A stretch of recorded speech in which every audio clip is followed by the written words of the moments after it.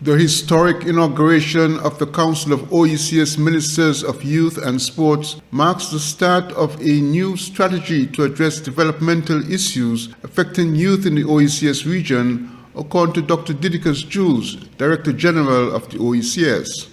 Speaking at the inaugural ceremony held in Castries, St. Lucia, 14th March 2024, Dr. Jules said it was important to pursue a new direction in youth development given the regional and global challenges that affect countries of the sub-region, as he framed the purpose of the Council. What are the major challenges that we face in youth development? They span a range of areas from unemployment to youth crime and violence as a public health concern, to the empowerment of indigenous youth, to mental health concerns, and far too many students being left behind in educational attainment. All of these issues are interconnected and multidimensional. One deficit leads to another, to other deficits, and the situation becomes a compounded generational crisis.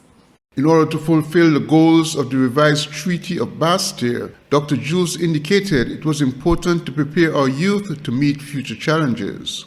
In the face of this, we have designed an approach to youth development that is unique to the Oecs, and which is, I boast, is unique globally, and which is a significant departure from the old prescriptive models of youth development.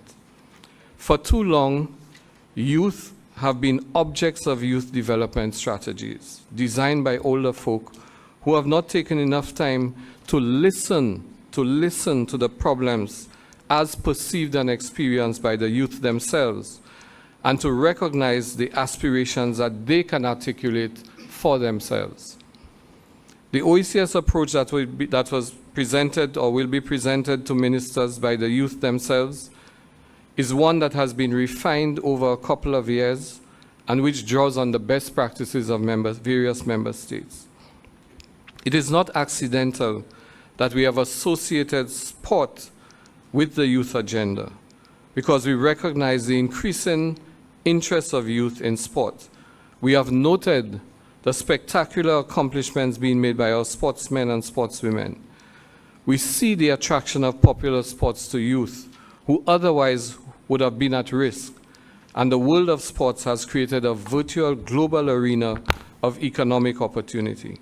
The new direction calls for significant inclusion of youth in the development of policies, programs, and activities that will impact youth in the months and years ahead. Glenn Bart reporting for SK Newsline.